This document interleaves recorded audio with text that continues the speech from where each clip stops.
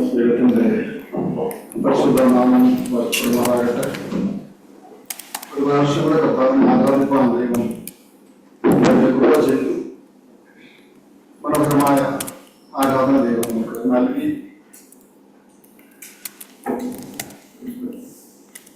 മഹത്വത്തിന്റെ പ്രത്യാശയും അനുഗ്രഹത്തിന്റെ ഉറവിടവുമായ നമ്മുടെ രക്ഷിതാവിനെ, നമ്മുടെ നായകനെ ഒന്ന് ഓർക്കുന്നത് എത്ര ധന്യമാണല്ലേ. പലപ്പോഴും ഞാൻ ഓർക്കാറുണ്ട്, ശിശുക്കൾ ജ്ഞാനികൾക്കും വിവേകികൾക്കും ഒക്കെ മറച്ച് ശിശുക്കളാണ് നമുക്ക് കർത്താവ് വെളിപ്പെടുത്തി തന്നു. ഇവിടെത്ര നിഷ്കളങ്ക ഹൃദയത്തിലാണ് നാം കർത്താവിനെ ആരാധിക്കുന്നത്. പലപ്പോഴും മുറിവാക്കുകളായിരിക്കും, ഭാഷ ശരിയായിരിക്കത്തില്ല, ചിന്തകളൊക്കെ പലപ്പോഴും പതറിപ്പോകും. എന്നാൽ ആ നല്ല മനസ്സിനെ ഓർക്കുവാനുള്ള നിഷ്കളങ്ക ഹൃദയം എനിക്ക് നിങ്ങൾക്കും നൽകിയത് ഓർത്ത് ദൈവത്തെ സ്തുതിക്കാം. ചില ആഴ്ചകൾക്ക് ശേഷം വീണ്ടും കടന്നു വരുവാനും നിങ്ങളുടെ കുഞ്ഞുങ്ങളോടും ഇവിടെയുള്ള വിശുദ്ധരോടും കൂടെ ഒരുമിച്ച് കർത്താവിനെ ആരാധിപ്പാനും ദൈവം നൽകിയ സന്ദർഭത്തെ ഓർത്ത് ദൈവത്തെ സ്തുതിക്കുകയാണ്. ഈ കഴിഞ്ഞ ആഴ്ചകൾ ആ വന്ന ദിവസമോ ഇതുവരെ ചിന്തിച്ച് നോക്കിയാൽ വലിയ സംഭവ ബഹുലമായിരുന്നു. ഒരു അര മിനിറ്റ് കൊണ്ട് 300 ജീവൻ ഒരുമിച്ച്, അല്ലെ, 300ഓളം ജീവൻ ഒരുമിച്ച് പൊലിഞ്ഞു പോയത് നാം കേൾക്കുകയുണ്ടായി, കാണുകയുണ്ടായി. ഇതെല്ലാം സംഭവങ്ങൾ, ഇറാൻ ഇസ്രായേൽ യുദ്ധങ്ങള്, ഭൂകമ്പങ്ങള്, ഞെട്ടിപ്പിക്കുന്ന അനേക വാർത്തകൾ, കപ്പൽ അടുത്ത് തന്നെ തകർന്നു പോകുന്നതൊക്കെ ഒരിക്കലും പ്രതീക്ഷിക്കാത്ത സംഭവങ്ങളൊക്കെ നടന്നുകൊണ്ടിരിക്കുന്നു. ദൈവം നമ്മെ ഓരോരുത്തരെയും തന്നെ കൃപയാൽ നടത്തുന്നതോളം നമുക്ക് ദൈവത്തെ സ്തുതിക്കാം. ഈ ഒരു വർഷം 2025 എന്നുള്ളത് ഞങ്ങളുടെ ജീവിതത്തിന് വലിയ പ്രാധാന്യമുള്ള ഒരു വർഷമായിരുന്നു. പല മൈൽ സ്റ്റോണും വന്ന ഒരു വർഷമാണ് 2025. കുഞ്ഞുങ്ങളെ അനുഗ്രഹങ്ങളൊന്നുമല്ല ഞാൻ പറയുന്നത്.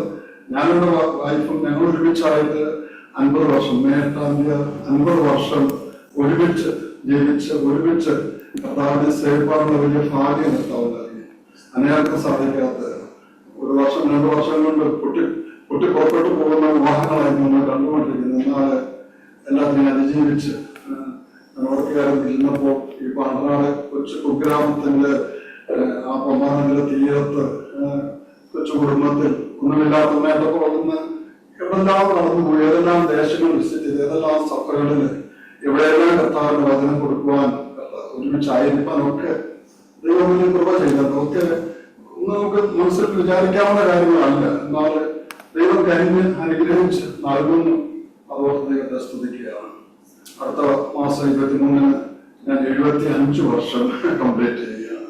നവംബർ 12 ആകുമ്പോൾ 70 വർഷം കംപ്ലീറ്റ് ചെയ്യുന്നു. അപ്പോൾ അതേ പറഞ്ഞ ഒരു വലിയ മൈൽ സ്റ്റോൺ ആയിരുന്നു. ഈ ഒരു വർഷം പ്രാധാന്യമുള്ളൊരു വർഷമാണ്. കുഞ്ഞുങ്ങളെയും കർത്താവ് അനുഗ്രഹിച്ച് നൽകി. ഇളയങ്ങളും ഈ ദിവസം നിന്ന് വന്നിട്ടുണ്ട്. ദൈവം വെച്ചാൽ ഇംഗ്ലീഷ് വർഷിപ്പിന് അവർ കടന്നു വരും. ഇന്ന് ഇവിടെ ഇരിക്കുന്ന എല്ലാവർക്കും നാമത്തില് സ്നേഹവന്ദനത്തെ അറിയിക്കുന്നു. ഞങ്ങളെ ഓൺലൈനിൽ കാണുന്ന പ്രിയപ്പെട്ടവർക്കും പ്രത്യേക സ്നേഹാഭിവാദനങ്ങൾ അർപ്പിക്കുകയാണ്. ഇന്ന് കാലം കർത്താവിന്റെ വചനത്തോടെ നമുക്ക് അല്പസമയങ്ങളുള്ളൂ. ഓക്കെ, നമ്മുടെ ജീവിതത്തിൽ നാം അനുഭവിക്കുന്ന കാര്യങ്ങൾ, നാം പരിചയിച്ച കാര്യങ്ങൾ, നമുക്ക് ലഭിച്ച കാര്യങ്ങൾ, അവർ ഓർത്ത് നാം നന്ദിയുള്ളവരായിട്ട് കർത്താവിനെ മഹത്വപ്പെടുത്തിക്കൊണ്ട് കർത്താവിന്റെ ശുശ്രൂഷകൾ ചെയ്തുകൊണ്ട് ജീവിക്കണമെന്നുള്ളതാണ് കർത്താവ് എന്നും എന്നും നമ്മെ പറ്റി ആഗ്രഹിക്കുന്നത്. ഇന്നത്തെ ചിന്തയ്ക്കായി വളരെ പരിചയമുള്ള ഒരു ഭാഗം തന്നെയാണ്. അനേക പ്രസംഗങ്ങൾ നിങ്ങൾ കേട്ടിട്ടുള്ള ഒരു ഭാഗമാണ്. യോഹന്നാന്റെ സുവിശേഷം 21-ാം അധ്യായത്തിന്റെ 1 മുതൽ 6 വരെ. John chapter 21 verses 1 to 6. यूहन्ना का सुसमाचार 21वां अध्याय. इन मलयालम आता है और कोई है जो मलयालम नहीं जानता? ऐसा कोई है मलयालम नहीं जानता या थोड़ा जानता है? ओके, यूहन्ना का सुसमाचार 21वां अध्याय 1 से लेकर 6 तक.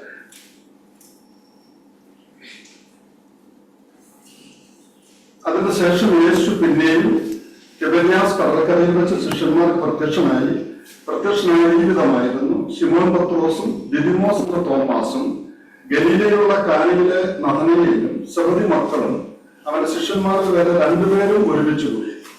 ശിമോൻ പത്രോസ് അവരോട്, ഞാൻ മീൻ പിടിക്കാൻ പോകുന്നു എന്ന് പറഞ്ഞു. ഞങ്ങളും പോകുന്നു എന്നവർ പറഞ്ഞു. അവർ പുറപ്പെട്ട് പടയിൽ കയറിപ്പോയി. ആ രാത്രി ഒന്നും പിടിച്ചില്ല. പുലർച്ചെ ആയപ്പോൾ യേശു കരയിൽ നിന്നിരുന്നു. യേശു ആകുന്നുവെന്ന് ശിഷ്യന്മാർ അറിഞ്ഞില്ല.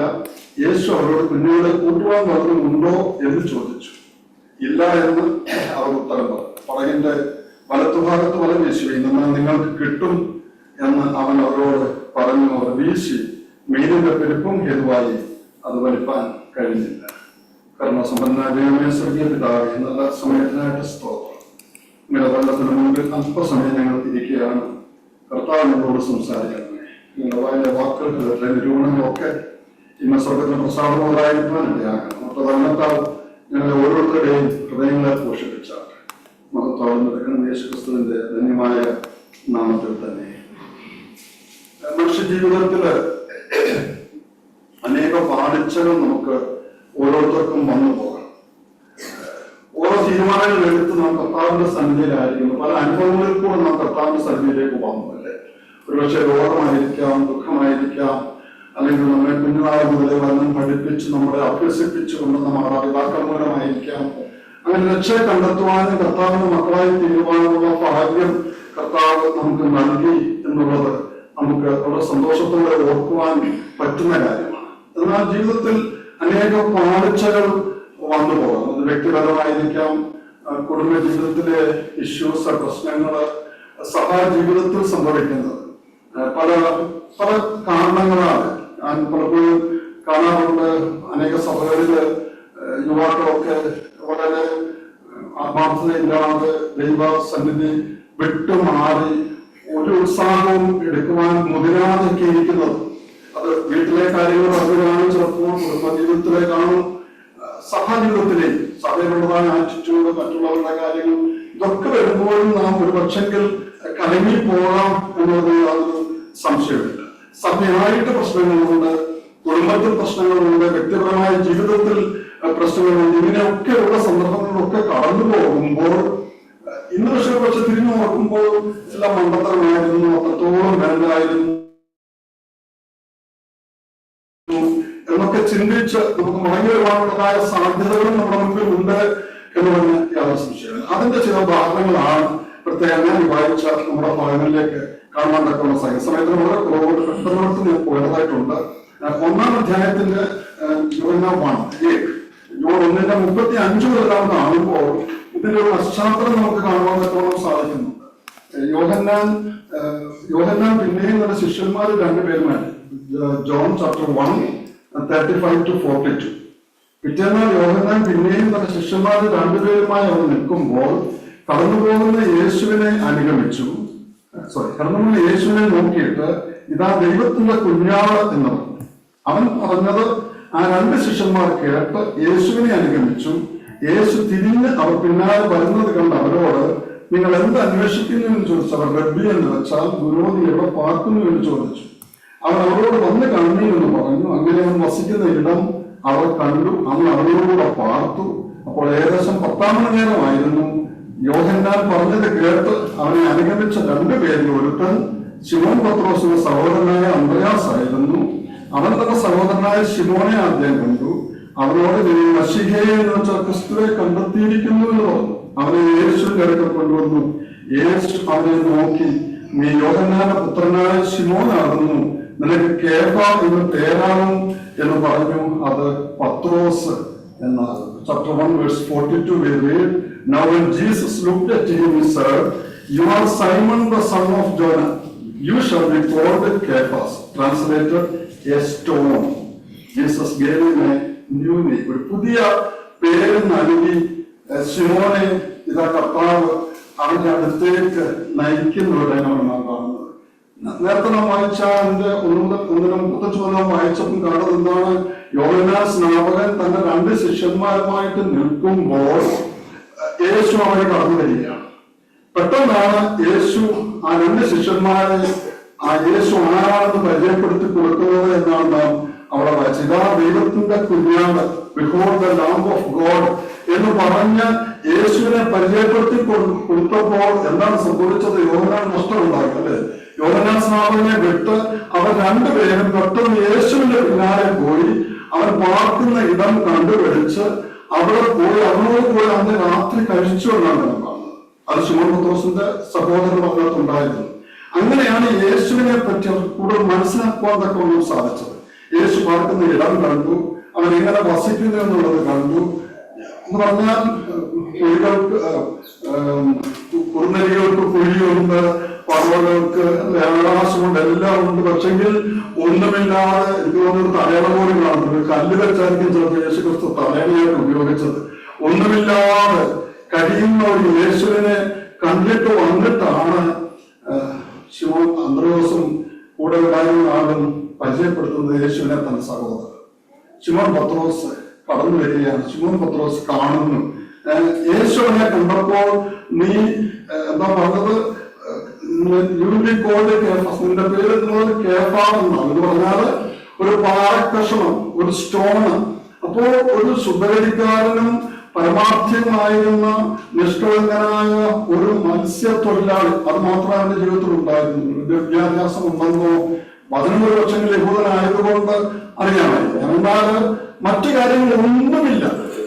നോക്കിക്കഴിഞ്ഞാൽ വെറും നിഷ്കളങ്കൻ, ശുദ്ധഗതിക്കാരൻ, സിമ്പിൾ ഫലം അല്ലെ? എന്നാൽ അവന്റെ തീഷ്ണതയും ഉത്സാഹവും അവന്റെ ഹൃദയം അന്തഃകരണങ്ങളായിട്ടുള്ള, അന്തഃകരണം ഹിന്ദിയിൽ പറയുന്നത് പരമേശ്വർ അന്തഃകരണം കൊണ്ട് ജനത, ആ ഹൃദയത്തിന്റെ ഉള്ളിലെ നമ്മൾ ടണലിൽ കൂടെ നോക്കുമ്പോൾ ആ ടണലിന്റെ അങ്ങേ അറ്റത്തൊരു ചെറിയ വെളിച്ചം കാണുന്ന പോലെ അത്രമാത്രം നമ്മുടെ ഹൃദയത്തിലേക്ക് ഊർന്നിറങ്ങി ചെന്ന് നമ്മുടെ മനോചിന്തകളെ, ആ ഉപമനസ്സിനുള്ളതായ ചിന്തകളെ പോലും അറിയുന്ന ഒരു കർത്താവാണ്. ആ കർത്താവാണ് അവനെ എന്ത് വിളിച്ചത്? കേഫാസ് വിളിച്ചത്. അർത്ഥം എന്തോ? സ്റ്റോൺ, പാറകഷ്ണം. അപ്പോൾ അവന്റെ ആ തീഷ്ണത, അവന്റെ ആ ഉത്സാഹം, അവന്റെ ആ ധൈര്യം, കർത്താവിന് വേണ്ടി എന്തും ചെയ്യാമെന്നുള്ളതായ അവന്റെ ആ മനസ്സ് കണ്ടതിനാണ് യേശു അവന് നല്ല പേര് കൊടുക്കുന്നത്. എനിക്ക് നിങ്ങൾക്കൊക്കെ നല്ല പേരുണ്ടല്ലേ? ഞാനിപ്പോ സമൃദ്ധം നല്ല പേര്. എന്റെ അമ്മ ചോദിച്ച് വാങ്ങിച്ച് 10 മക്കൾ 10ാമത്തെ മകനായിട്ട് ഒരാളില്ലാതെ വന്നപ്പോൾ ചോദിച്ചു വാങ്ങിച്ച് സാമൂഹ്യത്തിൽ ദൈവത്തിന്റെ പുത്രൻ, ദൈവത്തിൽ നിന്ന് ചോദിച്ചു വാങ്ങി. എത്ര അർത്ഥവത്തായ പേരല്ലേ?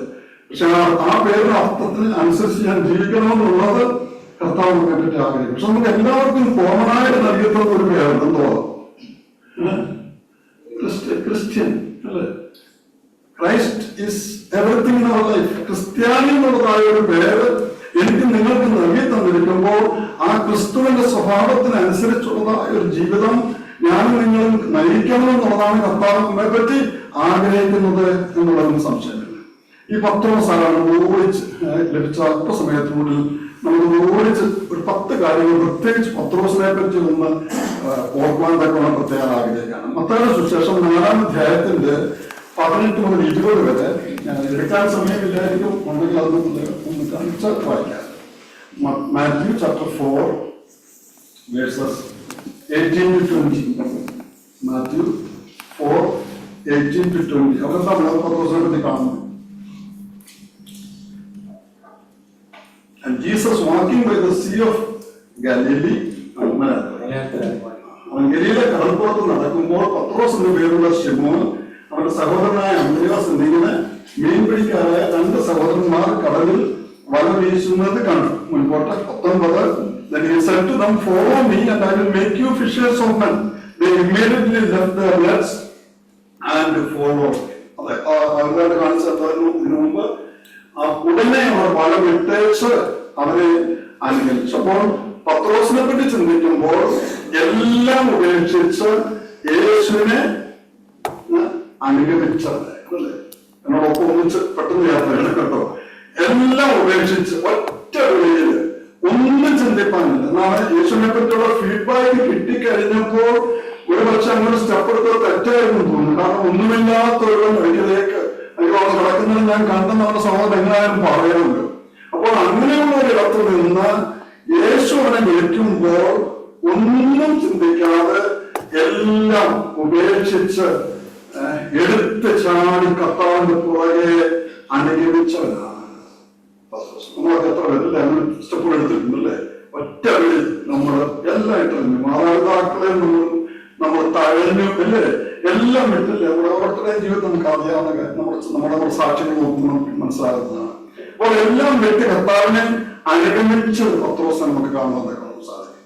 രണ്ടാമത് മാത്യു ചാപ്റ്റർ 16 വേഴ്സ് 13 to 16.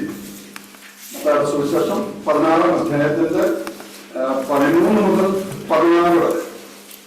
മലയാളത്തില് ഒന്നും പെട്ടെന്ന് വായിച്ചാൽ മാത്യു 16 13 to 16. യേശു ഫിലിപ്പിന്റെ കൈസരിയുടെ പ്രദേശത്തെത്തിയ ശേഷം തന്റെ ശിഷ്യന്മാരോട് ജനങ്ങൾ മനുഷ്യപുത്രനെ എന്ന് പറയുന്നെന്ന് ചോദിച്ചു. ചിലർ യോഹന്നാൻ സ്നാപകൻ എന്നും മറ്റു ചിലർ ഏലിയാവെന്നും വേറെ ചിലർ യിരെമ്യാവോ പ്രവാചകന്മാരിൽ ഒരുത്തനോ എന്നും പറയുന്നു എന്ന് അവർ പറഞ്ഞു. നിങ്ങളോ എന്നെ ആരെന്ന് പറയുന്നു എന്ന് അവൻ ചോദിച്ചതിന് ശീമോൻ പത്രോസ്, നീ ജീവനുള്ള ദൈവത്തിന്റെ പുത്രനായ ക്രിസ്തു എന്ന് ഉത്തരം പറയും. Simon Peter answered and said, "You are the Christ, the Son of the living God." സമയമെടുത്തില്ല അല്ലേ? ചോദ്യത്തിന്റെ മുൻപിൽ അവൻ ഒന്നും ചിന്തിപ്പാനില്ല. അവർ മറ്റുള്ളവർക്ക് ഇങ്ങനെയൊക്കെ പറയുന്നുണ്ടെന്ന് ഒരു കാര്യം straight confrontation from the Lord. നിങ്ങൾ എന്നെ പറ്റി എന്ന് പറയുന്നു. മറ്റു ശിഷ്യന്മാർക്ക് കൂടെ ഉണ്ടല്ലേ? ആരെങ്കിലും ചാടി വീണു. പത്രോസാണ് പെട്ടെന്ന് ഒരു ക്വിക്ക് സ്റ്റെപ്പ് എടുത്തിട്ട് പറയുന്നത് എന്താ? യേശു ക്രിസ്തു ആണെന്ന്. U are the Christ, the son of the living, ജീവനുള്ള ദൈവത്തിന്റെ പുത്രനായ ക്രിസ്തു. എത്ര വലിയ ഒരു പരമ രഹസ്യമുണ്ട്. ലോകമറിയാത്തൊരു രഹസ്യം വെളിപ്പെടുത്തി കൊടുക്കുകയാണ്. ലോകത്തിന് വെളിപ്പെടുത്തി കൊടുക്കുകയാണ്. നിന്ന ജനത്തിന് വെളിപ്പെടുത്തി കൊടുക്കുകയാണ്. ശിഷ്യന്മാർക്ക് വെളിപ്പെടുത്തി കൊടുക്കുകയാണ് പത്രോസ് ചെയ്യുന്നത്. അപ്പോൾ എല്ലാം വിട്ട് അനുഗമിച്ചവനാണ്, എല്ലാം ഉപേക്ഷിച്ചു പോരുന്നവനാണ്. യേശു ക്രിസ്തു ആണെന്ന്, ക്രിസ്തു ദൈവത്തിൽ നിന്നുള്ള മശീഹയാണെന്ന് സധൈര്യം ഒരു ചഞ്ചലവും ഇല്ലാതെ ഏറ്റുപറഞ്ഞവനാണ് പത്രോസ്. നമുക്ക് കാണാൻ സാധിക്കും. യോഹന്നാൻ സുവിശേഷം 6-ാം അധ്യായത്തിന്റെ 66 John 6:66 to 68. From this time many of his disciples turned back and no longer followed him. You do not want to leave too, do you? Jesus asked them. Simon Peter answered, Lord, to whom shall we go? അപ്പോൾ പലരും യേശുവിനെ വിട്ട് പോകുന്നതായ ഒരു സന്ദർഭം വന്നപ്പോൾ യേശു ക്രിസ്തു അല്പം നിരാശയിലായിരിക്കാം, അല്ലെങ്കിൽ അവരെ ഒന്ന് പരിശോധിക്കാനായിട്ടായിരിക്കാം. യേശു ക്രിസ്തു ശിഷ്യന്മാരോടും പറഞ്ഞു, നിങ്ങൾക്കും വേണമെങ്കിൽ എന്നെ വിട്ടിട്ട് പോകാം. ഒരു ഓപ്പൺ പ്ലാറ്റ്ഫോം കൊടുത്തു. നിങ്ങൾക്കും വേണമെങ്കിൽ എന്നെ വിട്ടു പോയി നല്ല നന്മകൾ കിട്ടുമെങ്കിൽ അവിടേക്ക് പോകാനുള്ളതായ ഒരു സന്ദേശം യേശു ക്രിസ്തു കൊടുത്തപ്പോൾ മറ്റു ശിഷ്യന്മാർ ആരെങ്കിലും എന്തോ പറഞ്ഞു? ഒന്നും പറഞ്ഞില്ലല്ലേ? എന്താ പത്രോസ് പറഞ്ഞത്? ഒരിക്കൽ നീ അല്ലാതെ to whom shall we go? ഞങ്ങൾ ആരിലേക്കാ പോകേണ്ടത്? നീ അല്ലാതെ ഞങ്ങൾക്ക് ആരുമില്ല എന്ന് യേശു ക്രിസ്തുവാണെന്ന് ഏറ്റുപറഞ്ഞ് കഴിഞ്ഞ സമയം തന്നെ യേശു ക്രിസ്തുവിനെ ഒരിക്കലും വിട്ടുമാറാൻ ആഗ്രഹിക്കാത്ത ഒരു പത്രോസിനെ നാം കാണുന്നുണ്ട്. അതേ വാക്യങ്ങളിലെ 6-68-69 നാം വായിക്കുമ്പോൾ നാം വീണ്ടും കാണുന്നുണ്ട്, you have the words of eternal life. We have come to believe and we know that you are the holy one of God. ഞങ്ങൾ കണ്ട് വിശ്വസിച്ചിരിക്കുന്നു എന്താണ്? യേശുവിൽ ജീവന്റെ വചനങ്ങൾ ഉണ്ട്. അപ്പൊ ഒരു സംശയവും പത്രോസിനില്ല. എല്ലാം വിട്ട് അനുഗമിച്ച് യേശു ക്രിസ്തു തന്നെ ദൈവമാണെന്നും യേശു ക്രിസ്തുവാണെന്നും ദൈവമയച്ചു മശീഹയാണെന്നും ഇസ്രായേലിനെയും ലോകത്തെയും രക്ഷിപ്പാനുള്ള രക്ഷകനാണെന്നും അവന്റെ പക്കൽ ജീവന്റെ വചനമുണ്ട് എന്നും എല്ലാം പ്രഖ്യാപിച്ച പത്രോസ്. ലൂക്കോസ് 9:28. Luke chapter 9 verses 28 to 32.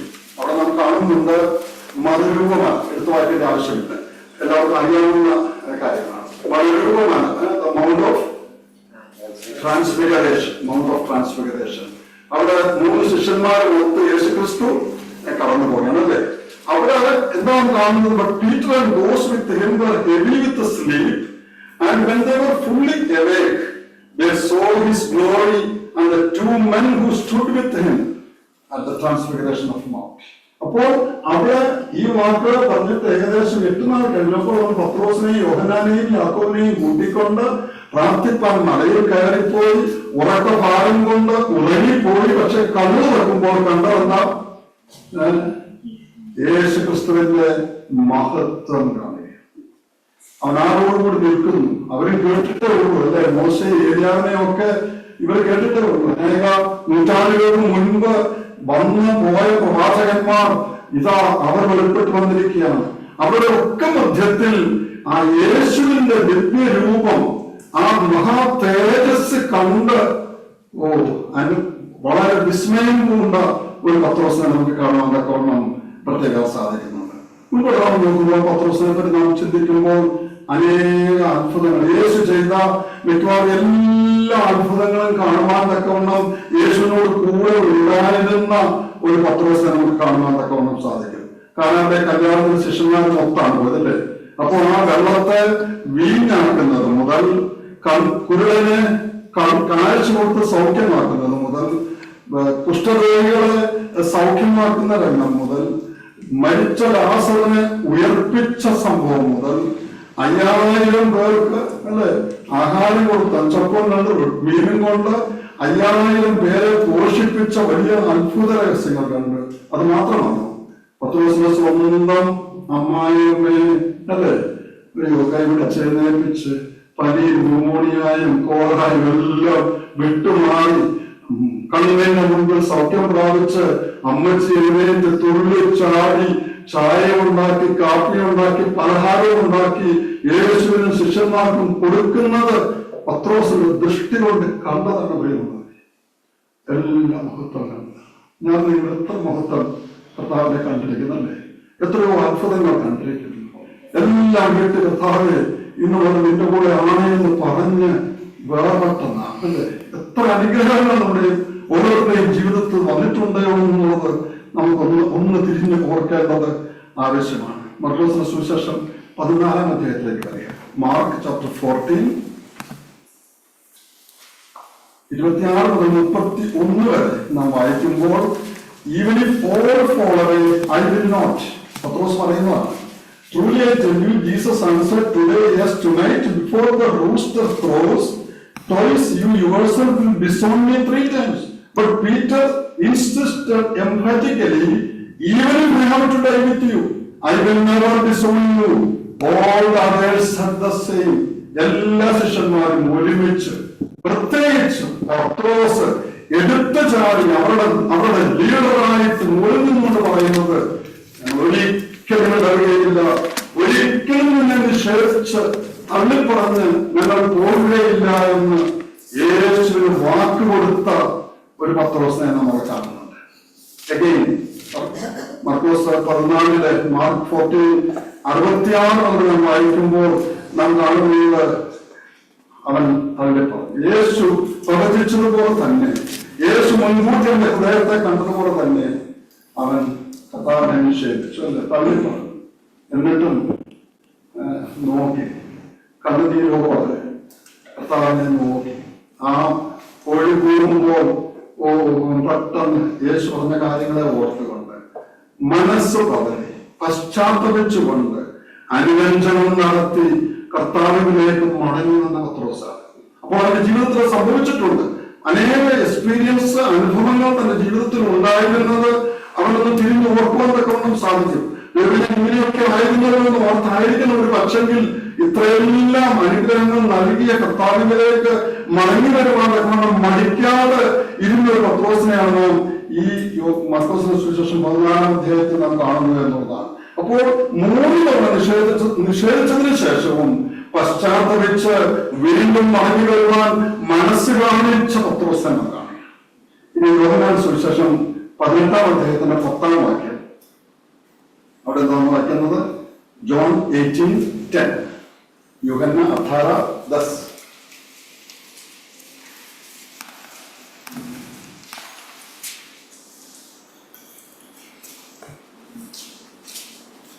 Simon പത്രോസ് തനിക്കുള്ള വാൾ ഊരി മഹാപുരോഹിതനോട്, ദാസനെ വെട്ടി അവന്റെ വലത് കാൽ അറുത്ത് കളഞ്ഞു.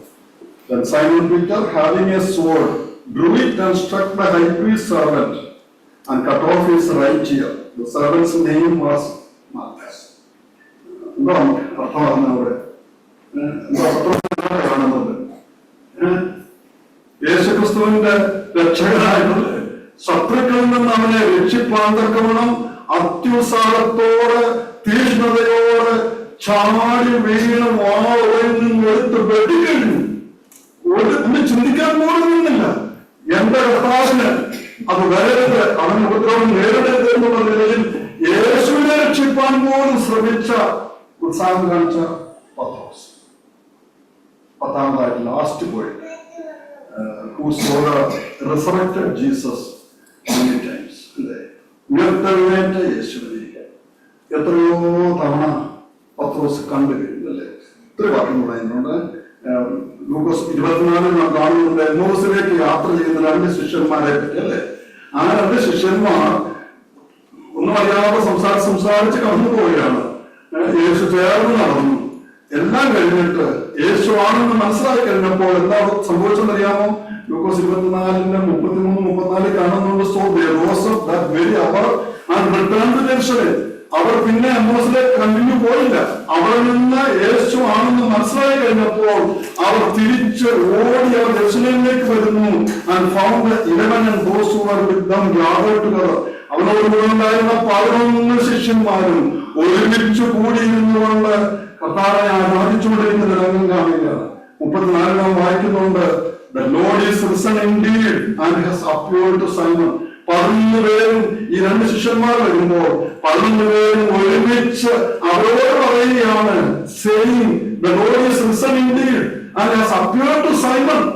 ശിമോൻ പത്രോസിന് യേശു കർത്താവ് വെളിപ്പെടുന്നതിന് ശേഷം വെളിപ്പെട്ടു എന്ന് മറ്റുള്ള ശിഷ്യന്മാർ സാക്ഷ്യം പറയുക. അപ്പോൾ പത്രോസ് യേശുവിനെ കണ്ടു. ലൂക്കോസിന്റെ സുവിശേഷം 24:36 ലൂക്കോസ് പറയുന്നത് എന്താണെന്ന് അറിയാമോ? Now as they said these things, Jesus himself stood in the midst of them and said to them, peace to you. But they were terrified and frightened and supposed they had seen a spirit. ആത്മാവാണെന്ന് ചിന്തിച്ച് ഭയന്നിരിക്കുന്ന അവരുടെ മധ്യത്തില് യേശു വെളിപ്പെടുത്തി അവനെ തന്നെ കാണിച്ചു കൊടുക്കുകയാണ്.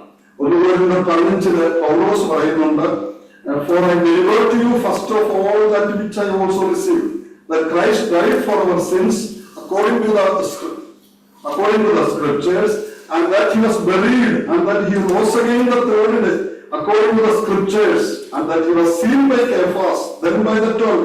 After that he was seen by over 500 more at once, of whom the greater part remains to the present, but some have fallen asleep.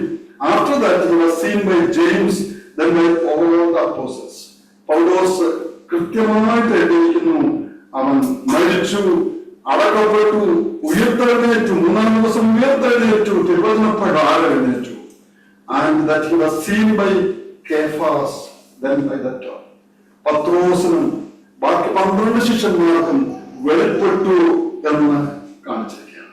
യോഹന്നാന്റെ സുവിശേഷം 20-ാം അധ്യായത്തിൽ കാണുന്ന ശിഷ്യന്മാരുടെ കൂട്ടം തോമസ് ഇല്ലാത്ത ഒരു കൂട്ടത്തിൽ യേശു വന്നിരുന്നു. പത്രോസ് അവിടെയും യേശുവിനെ കണ്ടതാണ്. അപ്പോൾ തോമസ് വിശ്വസിച്ചില്ല. തോമസ് പറഞ്ഞു, ഞാൻ അവനെ കണ്ടിട്ടല്ലാതെ ഭയങ്കര ശങ്കിയായിരുന്നു ഊത്തപ്പട ശങ്കിയതല്ലേ തോമസ്. എപ്പോഴും ഡൗട്ട്, എപ്പോഴും സംശയമാണ്. അവനെ കണ്ട അവന്റെ ലാപ്പുറത്തുനിന്ന് കൈയിട്ട് അവന്റെ കയ്യാലൊക്കെ എടുത്തോളൊന്ന് കൈയിട്ടെങ്കിൽ വിരലിട്ടെങ്കിലേ ഞാൻ വിശ്വസിക്കത്തുള്ളൂ എന്ന് പറഞ്ഞ തോമസും കൂടിയിരിക്കുമ്പോൾ വീണ്ടും യോഹന്നാന്റെ സുവിശേഷം 20:26 നാം കാണുന്നുണ്ട്. തോമസുമായിട്ട് ഒരുമിച്ചിരിക്കുമ്പോൾ വീണ്ടും യേശു ക്രിസ്തു പ്രത്യക്ഷപ്പെട്ട് പത്രോസ് കാണുകയാണ്. അപ്പോൾ എല്ലാ നിലയിലും മരിച്ച് ഉയർത്തെഴുന്നേറ്റ് ജീവിക്കുന്ന രക്ഷകനായ യേശു ക്രിസ്തുവിനെ കണ്ട പത്രോസിനെ നാം ഇവിടെ കാണുകയാണ്. അപ്പോൾ പത്രോസിനെ പറ്റി എന്തൊക്കെയാണ് ചിന്തിച്ചത്? ഒന്ന്, എല്ലാം ഉപേക്ഷിച്ച് യേശുവിനെ പത്രോസിനെ വായിച്ച എല്ലാം ഉപേക്ഷിച്ച് യേശുവിനെ അനുഗമിച്ചവൻ, യേശു ക്രിസ്തുവാണെന്ന് ഏറ്റുപറഞ്ഞവൻ, യേശു ക്രിസ്തുവിനെ ഒരിക്കലും വിട്ടുപോകാൻ ആഗ്രഹിക്കാത്തവൻ. 4, യേശുവിന് ജീവന്റെ വചനങ്ങൾ അവനിലുണ്ട് എന്ന് പ്രഖ്യാപിച്ചത്. അഞ്ചാമത്തെ യേശുവിന്റെ മഹത്വം കണ്ട. പിന്നെ യേശുവിന്റെ അത്ഭുതങ്ങൾ ഒരിക്കലും എഴുതുകയില്ല, നിഷേധിക്കുകയില്ല എന്ന് ഉറപ്പ് നൽകിയ പത്രോസ് അല്ലേ. എട്ടാമത് 3 തവണ നിഷേധിച്ചതിനു ശേഷം പശ്ചാത്തപിച്ച് അനുരഞ്ജനം നടത്തി, റിക്കൺസൈലേഷൻ നടത്തി മടങ്ങി വന്ന പത്രോസ്. 9 ശത്രുക്കളിൽ നിന്ന് യേശുവിനെ രക്ഷിപ്പാൻ വാളുപോലെടുത്തു അത്യുത്സാഹം കാണിച്ച പത്രോസ്. 10 ഉയർത്തെഴുന്നേറ്റ് യേശുവിനെ പലതവണ കാണാൻ. 2 മിനിറ്റിൽ നിർത്തട്ടെ. അൺഎക്സ്പെക്ടഡ് അല്ലേ ജീവിതത്തിൽ ഇതാ ഒരു വലിയ വഴിത്തിരിവ് അവന്റെ ജീവിതത്തിലേക്ക്, ഒരു നെഗറ്റീവ് വഴിത്തിരിവ് വന്നു പോവുകയാണ്. എല്ലാം കണ്ട് എല്ലാം അനുഭവിച്ച് അറിഞ്ഞ പത്രോസ് ഒരു നിമിഷം കൊണ്ട് എല്ലാം മറന്ന് വിട്ടുപോകാൻ നമ്മൾ വായിച്ച ഭാഗത്ത് എന്താ ആദ്യം നമ്മൾ വായിച്ച യോഹന്നാന്റെ സുവിശേഷത്തിന്റെ 21-ാം അധ്യായത്തിന്റെ 1 മുതൽ 6 വായിച്ചപ്പോൾ എല്ലാം വിട്ട് ഞാൻ മീൻ പിടിപ്പാൻ പോകും. പെട്ടെന്ന് 6 പേര് ചാടി വീടുപറഞ്ഞു. വലിയൊരു അംഗവും വരുന്നു. ആരൊക്കെയാ ചാടി വീടുന്ന ജന്മം? ആരൊക്കെയാ? ശിമോൻ പത്രോസും ദിദിമോസ് എന്ന തോമാസും ഗലീലയിലുള്ള കാനയിലെ നഥനയേലും സെബദി മക്കളും അവരുടെ ശിഷ്യന്മാരിൽ വേറെ 2 പേരും ഒരുമിച്ച് കൂടിയിരുന്നു. ശിമോൻ പത്രോസ് അവരോട് ഞാൻ മീൻ പിടിപ്പാൻ പോകുന്നു, ഞങ്ങളും പോകും. ആരൊക്കെ ഈ ക്യാരക്ടേഴ്സ് അറിയാം? 6 പേര്. ഒന്നാണ് ആദ്യത്തേത് തോമസ് അല്ലേ, ഓൾറെഡി ഡെവലപ്പിംഗ് ക്യാരക്ടർ അല്ലേ, എല്ലാ സംശയത്തോടും കൂടി ഇതുവരെയും നോക്കിയിരുന്നാണ്. ഒരു പ്രശ്നം ഏഴ് ചാടി പത്രോസ് ഞാനും വരിക തീർന്നു. രണ്ടാമതല്ല നഥനയേലിനെ പറ്റി എന്താ വായിക്കുന്നത്? ഇസ്രായേലിൽ നിന്ന് വളരെ നന്മയും വരുമോ എന്ന് സംശയിച്ചവനാ. പിന്നെ യേശു പറഞ്ഞു എടാ മോനെ ഞാൻ നിന്നെ അത്യാവശ്യം വീട്ടിലിരിക്കുമ്പോൾ തന്നെ കണ്ടതാണെന്ന് പറഞ്ഞതുകൊണ്ടാണ് യേശുവിനെ വിശ്വസിച്ച് വന്നത്. ഏത് നിമിഷവും ചഞ്ചലപ്പെടാവുന്ന രീതികൾ സ്വഭാവങ്ങൾ ഉണ്ടായിരുന്നവരാണ്. എന്നാൽ ഇവരെയൊക്കെ ഒരുമിച്ച് കൂട്ടി കർത്താവ് രക്ഷയിലേക്ക് നയിച്ചു മുൻപോട്ട് കൊണ്ടുവന്നവരാണ്. തോമസ് ശങ്കിക്കുന്നവരല്ലേ, Nathanael good come from Israel from Nazareth. പിന്നെ ജെയിംസും ജോണും സബദി മക്കൾ എന്ന് പറയുന്ന 2 പേര് യോഹന്നാനും യാക്കോബും. എന്തോ അവരുടെ സ്വഭാവം പറയുന്നു, എന്തോ അവരുടെ സ്വഭാവം പറയുന്നു. അമ്മ പറഞ്ഞു വിട്ട് യേശുവിന്റെ അടുക്കല് ഒന്ന് പറഞ്ഞാൽ ഞങ്ങളെ കർത്താവ് മുഹൂർത്തത്തിൽ വരുമ്പം ഞങ്ങളെ ഇടത്തും വലത്തും ചീഫ് ബിഷപ്സായിട്ട് മെത്രാപ്പോലിത്തമാരായിട്ട് ഞങ്ങളെ യേശുവിന്റെ 2 വശത്തും ഇരുത്തണമെന്ന് ഉള്ളിൽ ആഗ്രഹം ഉണ്ടായിരുന്ന 2 ശിഷ്യന്മാർ. അപ്പോൾ ഒരു ചാൻസ് വന്നപ്പോൾ വിട്ടുപോകാൻ അതേ സമയം മറ്റു 2 പേർ ആരെന്ന് എഴുതിയിട്ടില്ല അവിടെ. അപ്പോൾ എല്ലാവരും ഒരുമിച്ച് ചാടി ഇതാ ഞങ്ങളും ദൈവജനമേ യേശു അവരെ നേരിടുകയാണ്. അപ്പവും മീനും ചുട്ട് ചോദിക്കുന്നുണ്ടല്ലേ, എല്ലാം കിട്ടിയോ? ഇപ്പൊ പിടിച്ചത് കൊണ്ടുവരാൻ പറഞ്ഞല്ലേ? യേശുവിനെ അവിടുന്ന് പിടിച്ചിട്ടുണ്ട്. ഒരു കുഞ്ഞാനെ പോലെ കിട്ടിയില്ല എന്നുള്ള സത്യം യേശുവിന് അറിയാമായിരുന്നു. രാത്രി മുഴുവൻ ഇത്ര എക്സ്പീരിയൻസ്ഡ് മുക്കുക, ഇത്ര വലയിട്ടാൽ എന്തായാലും ഒരു വരാമെങ്കിലും കിട്ടാതിരിക്കും അല്ലേ? ഒരു നാട്ടിയെ പോലും കിട്ടാതെ കടന്നു വന്നവരോട് യേശു ചോദിക്കുന്നു എല്ലാം കിട്ടിയോ, ഇങ്ങോട്ട് കൊണ്ടുപോകാം. ഒന്നുമില്ല. അവിടെ ഒന്നുമില്ലായ്മയെ മനസ്സിലാക്കുവാൻ എന്റെ നിങ്ങളുടെയും ജീവിതത്തിൽ പ്രിയമുള്ളവരെ നമ്മുടെ ഒന്നുമില്ലായ്മയെ മനസ്സിലാക്കാൻ ചിലപ്പോഴൊക്കെ കർത്താവ് ഇടപെടും. അപ്പൊ നമ്മള് പരിഭവിക്കരുത്, തൊഴിലെടുക്കരുത്. അന്നേരം നമ്മളെ പലപ്പോഴും ദൈവം നമ്മളെ കരുവില്ലെന്നുള്ള ചിന്തകളൊക്കെ വന്നു പോകാനല്ല, നാം പലപ്പോഴും മറന്നു പോകുന്ന കർത്താവ്. അവർ ചോദിക്കുകയാണ് ഇങ്ങോട്ട് കൊണ്ടുപോകാം. ഒന്ന് ഓക്കെ നിങ്ങൾ വലത്തോട്ടൊന്ന് വീക്ഷിക്കുക. അവർക്ക് ഗ്രൗണ്ട് ചെയ്യുമായിരുന്നല്ലേ കർത്താവ് എത്ര ശ്രമിച്ചത്. ഇവിടെ ഈ വലത്തോ ഇവിടെ 3 പ്രാവശ്യം വളർത്തിക്കുന്നത് എന്നിട്ടും കിട്ടിയില്ല, ഒന്നുമില്ല. അല്ല ഇപ്പൊ നിങ്ങൾ ഞാനല്ലേ പറയാം അല്ലേ, ഇറക്കി 153 എണ്ണം വരെ പറഞ്ഞേക്ക, കൃത്യനിഷ്ഠമായിട്ട് എണ്ണം വരെ. പണ്ടുകാലം പറയുന്നത് 153 സ്പെസീസ് വലിയ മീനുകളാണ് ഉണ്ടായിരുന്നത്. അവിടെ 153 കിട്ടിയത്. ചില പറയുന്നത് 153 ഗോത്രവർഗക്കാരും ഓർത്തുണ്ടായിരുന്നപ്പോ അവരെല്ലാം നേടാൻ പല കാര്യങ്ങൾ അതിനെപ്പറ്റി പണ്ഡിതന്മാർ പറയുന്നുണ്ട്. എന്തായാലും പല കീഴത്തക്കവണ്ണം കീറിയിരുന്നിട്ടില്ലേ, കീഴത്തക്കവണ്ണം പെരുത്ത മീൻകൂട്ടത്തെ പിടിച്ചുകൊള്ളും. അതിന് മുൻപേ യേശു കർത്താവ് എല്ലാം തയ്യാറാക്കിയല്ലേ. കർത്താവെല്ലാം കാണുന്നത് പോലെ കേട്ടോ, നമ്മളെ സൃഷ്ടിച്ചതിന് മുൻപേ നമ്മുടെ ഉപദ്രവങ്ങളൊക്കെ ദൈവം കണ്ടിട്ടുണ്ട്. എല്ലാം ദൈവം കൃപയാൽ നമുക്ക് നൽകി തരുന്നതാണ്. കർത്താവ് കൃപയാൽ നൽകി അവരോട് പറഞ്ഞതുപോലെ തന്നെ അവർ ചെയ്യും. കടന്നു പോവുക, വീശുക, കിട്ടുക, വരിക, ആശ്വസിപ്പിക്കുന്ന കർത്താവ്. ഓരോ അവരെ പരിഹസിക്കുന്നില്ല, അവരെ ശാസിക്കുന്നില്ല. അല്ലേ, നിങ്ങൾ എന്ത് പറ്റി, നിങ്ങൾ എന്ത് പറ്റി, എന്റെ 10 ദിവസം നിന്നെ കെട്ടിപ്പിടിച്ചു, അതാ നിന്നെ മോനെ എന്റെ മോനെ എന്ത് ആഗ്രഹിച്ചത്, ഇതിനെപ്പറ്റി എന്ത് പ്രതീക്ഷ വെച്ചത്, നീ പോയോ, അങ്ങനെ ഒന്നും കണ്ടാവുന്നില്ല. ചൂടോടെ അപ്പം ചുട്ട മത്സ്യം ആഹാരം കൊടുത്ത് അവരെ ആശ്വസിപ്പിച്ചു, സമാധാനിപ്പിച്ചു. ഒരു സംശയം ഒന്നും പറയാതെ അതെല്ലാം ആഹാരമൊക്കെ കഴിഞ്ഞിട്ടാണ് ഇവരൊക്കെ പറയുന്നത്, പത്രോസേ നീ എന്നെ സ്നേഹിക്കുന്നത്. മറ്റൊക്കെ അപ്പുറം നിന്നൊക്കെ കേൾക്കുന്നുണ്ടല്ലേ, പത്രോസിനോട് പേഴ്സണലായിട്ടാണോ ഇടപെട്ടതെങ്കിലും മറ്റുള്ളവരൊക്കെയും കേൾക്കുന്നുണ്ട്, കാണുന്നുണ്ട്. പത്രോസേ നീ സ്നേഹിക്കുന്നത് അകപ്പേ സ്നേഹമാ ചോദിച്ചത്. അതുല്യമായ സ്നേഹം നിനക്ക് എന്നോടുണ്ടോ എന്ന് ചോദിക്കുമ്പോ അവൻ മറുപടി പറയുന്ന കർത്താവേ എനിക്ക് നിന്നോട് പ്രിയമുണ്ട്. രണ്ടാമത് പിന്നീട് ചോദിച്ചു, നീ എന്നെ അതുല്യമായി സ്നേഹിക്കുന്നു, ദൈവസ്നേഹമാണ്, അകപ്പേ എന്നുള്ള സ്നേഹമാണ് കർത്താവോട് ചോദിക്കുന്നത്. മലയാളത്തിൽ എല്ലാ സ്നേഹിക്കുന്നതാണെങ്കിലും അതിന്റെ മൂലഭാഷയിൽ വ്യത്യാസമുണ്ട്. സ്നേഹിക്കുന്നു. പത്രോസ് പറഞ്ഞു എനിക്ക് പ്രിയമുണ്ടെന്നൊക്കെ അറിയാമെന്ന്. യേശു മൂന്നാമത് ചോദിച്ചപ്പോൾ നിനക്ക് എന്നോട് പ്രിയമുണ്ടോ എന്നുള്ള വാക്കിൽ ഫിലിയോ എന്നുള്ള വാക്ക് അവൻ പറയുന്നു, കർത്താവേ നീ എല്ലാം പൊട്ടി തകർന്നുപോയി. യേശുവിന്റെ ദയയുടെ യേശുവിന്റെ സ്നേഹത്തിന് മുമ്പിൽ പത്രോസ് അടിയറ പറയുകയാണ്, കർത്താവേ നീ എല്ലാം ആയി. അവിടെ നിന്ന് അവൻ തിരിഞ്ഞു നോക്കിയോ, അവൻ പിന്നെ ചാടി പുറപ്പെടുകയാണല്ലേ. ഒറ്റ പ്രസംഗത്തിൽ എത്ര പേരായിരുന്നു? 3000 പേരല്ലേ. അനേക ജാതികൾ, അനേക വംശങ്ങളായിരുന്നു. ഒരു ഭാഷ സംസാരിക്കുന്നവരല്ല, ഒരു ജനക്കൂട്ടം ക്രിസ്തുവിൽ വിശ്വസിച്ച് വരികയാണ്. ഒടുവില് തിരിഞ്ഞ് ക്രൂശിക്കപ്പെടുകയാണല്ലേ.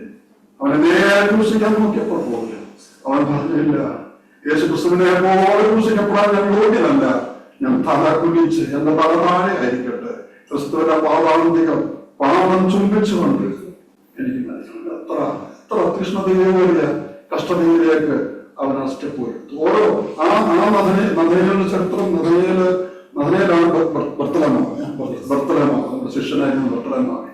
എല്ലാവരും അവരൊക്കെ ഈർച്ചപാടാണ് അടക്കപ്പെട്ട് എല്ലാം മരണം, അങ്ങനെ രക്തസാക്ഷികളായി മരിച്ചവരാണ്. ഇവൻ യോഹന്നാൻ മാത്രമേ ഉള്ളൂ രക്തസാക്ഷിയാകുന്നു. പക്ഷെ അവനെയും തീച്ചുളയിലിട്ടതാണ്, അവന് ഒരുപാട് പ്രശ്നങ്ങളൊക്കെ വരുത്തി. പക്ഷെ ആ തീച്ചുളയ്ക്ക് അവരെ ദഹിപ്പിക്കാൻ സാധിച്ചില്ല എന്നാണ് അവിടുത്തെ യഹൂദപ്രമാണികൾ പറഞ്ഞിരിക്കുന്നത്.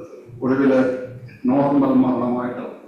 അപ്പോൾ എല്ലാം വിട്ട് ഉപേക്ഷിച്ച് യേശുവിനെ അനുഗമിച്ച് വീണ്ടും യേശുവിനെ വിട്ടുപോയ അവനോട് യേശു പിന്നെന്താ പറയുന്നത്? ലാസ്റ്റ് തന്നെയാണോ ഫോളോ മീ ആദ്യം പറഞ്ഞത്.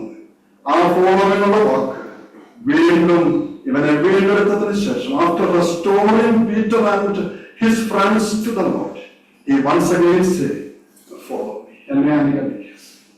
പത്രോസ് എല്ലാവരും അനുഗമിച്ചു, രക്തസാക്ഷിയായി മാറി. ഭൂലോകമൊക്കെ സുവിശേഷം അറിയിച്ച് ആ തോമസ്, സംശയിക്കുന്ന തോമസ്, വിട്ടുപോയി മീൻ പിടിക്കാൻ പോയ തോമസ് എവിടെ വന്നില്ലേ? AD 56 ഇന്ത്യയിലേക്ക് ഇവിടെ രക്തസാക്ഷിയായിട്ടല്ലേ, മൈലാപ്പൂരിൽ രക്തസാക്ഷിയായിട്ട് മരിക്കുന്നു. അപ്പോൾ കർത്താവിന് വേണ്ടി ദൈവജനമേ നാം ഒരു തീരുമാനം എടുത്തിറങ്ങിയവരാണ്. നിരാശ വരും, പ്രശ്നങ്ങൾ വരും, പ്രയാസങ്ങൾ വരും. കർത്താവ് പോയല്ലോ, ഇനി അവിടെ ഉണ്ടോ, ഇനി എന്തെങ്കിലും എന്ത് സംഭവിക്കും എന്നുള്ള നിരാശയുടെ ആ മുഖത്ത് പത്രോസ് എല്ലാം വിട്ട് വീണ്ടും മടങ്ങിപ്പോയെങ്കിലും ദൈവത്തോട് അവനെ സ്വീകരിച്ച കർത്താവിനെ നമുക്ക് കാണാൻ സാധിക്കും. നമ്മെ മടക്കി വിളിക്കുന്ന ഒരു കർത്താവ്, അവൻ സന്ധിയിലേക്ക് നമുക്ക് മടങ്ങി വരാം. കർത്താവിന് വേണ്ടി തീവ്രമായിട്ട് പ്രവർത്തിക്കാം. നിങ്ങൾ എവിടെ ആക്കിയിരിക്കുന്നു? അത് ആഗ്ര സെന്റ് ജോൺസ് യൂണിവേഴ്സിറ്റിയിലാകട്ടെ, കൊല്ലത്ത് ഓഡിറ്റിംഗ് ഓഫീസിലാകട്ടെ, ഏത് നിലയിൽ ഒരു ഹോസ്പിറ്റലില് ഒരു ഓപ്പറേഷൻ തിയേറ്ററിലായാലും, ഒരു രോഗിയെ പ്രചരിക്കുമ്പോഴായാലും, ഒരു വീട്ടിൽ ജോലി ചെയ്യുന്ന വേലയിലായാലും നമ്മളവരെ കർത്താവിനെ ശുശ്രൂഷിപ്പാൻ, കർത്താവിനെ സേവിപ്പാൻ കർത്താവ് അവസരങ്ങൾ നമുക്ക് നൽകി തരും. അതെടുത്ത് ഉപയോഗിച്ചുകൊണ്ട് കർത്താവിന് സാക്ഷികളായിട്ട് നമുക്ക് ജീവിക്കാം. ദൈവനാമം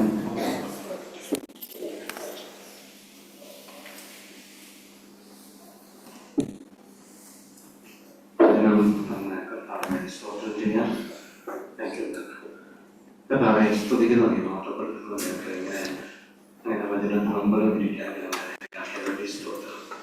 പറഞ്ഞ കേട്ട വിഷയങ്ങളൊക്കെ ഞങ്ങൾ ഓർപ്പിക്കുന്നത് കർത്താവെ തെറ്റ് പലതും പലർക്കും വേദന സംഭവിച്ചിട്ടുണ്ട്, ഞങ്ങൾക്ക് എല്ലാവർക്കും സംഭവിച്ചിട്ടുണ്ട്. എങ്കിലും ഞങ്ങൾ മറക്കാതെ, ഞങ്ങളെ കുറ്റം പറയാതെ യഥാസ്ഥാനപ്പെടുത്തുന്ന ദൈവം, ഇത്തരം നല്ലവനായ ദൈവത്തിന്റെ മക്കളായിട്ട് ഞങ്ങളായിരിക്കുന്നുള്ള വലിയ പ്രാഗൽഭ്യം കർത്താവെ ഭാഗ്യം ഞങ്ങൾ തന്നിട്ടുണ്ടല്ലോ.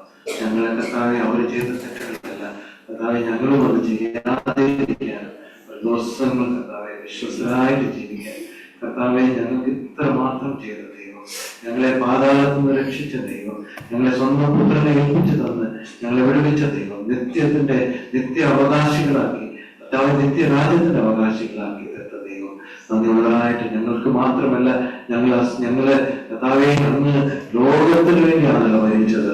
അതുകൊണ്ട് ഞങ്ങളെ അനുഭവിക്കുന്ന സത്യം കർത്താവെ ഞങ്ങളുടെ ജീവിതങ്ങൾ മുഖാന്തരം മറ്റുള്ളവർക്ക് പറഞ്ഞു കൊടുക്കാൻ, ഈ സത്യം വിളമ്പി കൊടുക്കാൻ കൃപയും സാക്ഷികളായിട്ട് നിൽക്കാൻ ഞങ്ങൾ തുടർന്ന് ഞങ്ങൾ ഇടയാക്കണമേ പ്രാർത്ഥിക്കുന്നു. ഇങ്ങനെ പത്രോസ് കർത്താവിനെ ഒരു സാക്ഷിയായിട്ട് നിന്നോ അതുപോലെ ഞങ്ങൾക്ക് കർത്താവെ ഞങ്ങളെ ആണല്ലോ ഇത് ഏൽപ്പിച്ചിരിക്കുന്നത്.